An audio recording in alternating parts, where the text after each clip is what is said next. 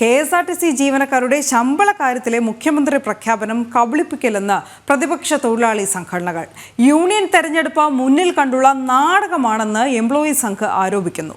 മുഖ്യമന്ത്രിയുടെ പ്രഖ്യാപനം വരുന്ന മാസത്തിൽ തന്നെ തിരിച്ചറിയാൻ കഴിയുമെന്നാണ് എംപ്ലോയീസ് സംഘ് സംസ്ഥാന ജനറൽ സെക്രട്ടറി എസ് അജയ്കുമാർ ജനം ടിവിയോട് പറയുന്നത്.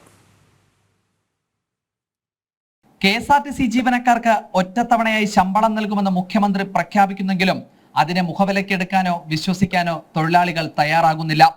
എല്ലാ മാസവും 5-ാം തീയതി ശമ്പളം നൽകുമെന്ന് മുഖ്യമന്ത്രി തൊഴിലാളി സംഘടനകൾക്ക് നൽകിയ വാക്കു പാലിക്കാത്തതുകൊണ്ട് തന്നെയാണ് ഈ പ്രഖ്യാപനത്തെയും മുഖവിലക്കെടുക്കാൻ തൊഴിലാളികളും തൊഴിലാളി സംഘടനകളും തയ്യാറാകാത്തത്. വരാനിരിക്കുന്ന യൂണിയൻ തെരഞ്ഞെടുപ്പ് മുന്നിൽ കണ്ടാണ് കബളിപ്പിക്കൽ മാത്രമാണ് മുഖ്യമന്ത്രി നടത്തുന്നതെന്ന് എംപ്ലോയീസ് സംഘ് ആരോപിച്ചു. ഇതിനു മുൻപും കേരള മുഖ്യമന്ത്രി KSRTC തൊഴിലാളികളോട് എല്ലാ മാസവും 5-ാം തീയതി കൃത്യമായി ശമ്പളം നൽകുമെന്ന് പറഞ്ഞിരുന്നു. അങ്ങനെ ശമ്പളം നൽകുമെന്ന് പറഞ്ഞ വാക്ക് ആ പറഞ്ഞ ഒരു മാസം മാത്രമാണ് നൽകിയത്.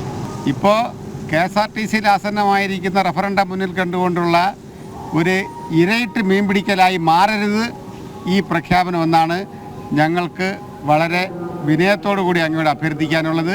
ഗഡുവായി ശമ്പളം നൽകുമെന്ന് പറഞ്ഞ മുഖ്യമന്ത്രിക്ക് അതുപോലും നൽകാൻ കഴിഞ്ഞിട്ടില്ലെന്നും എംപ്ലോയീസ് സംഘ് സംസ്ഥാന ജനറൽ സെക്രട്ടറി എസ് അജയ്കുമാർ പറഞ്ഞു.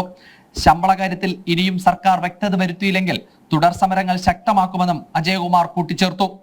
ജനം, തിരുവനന്തപുരം.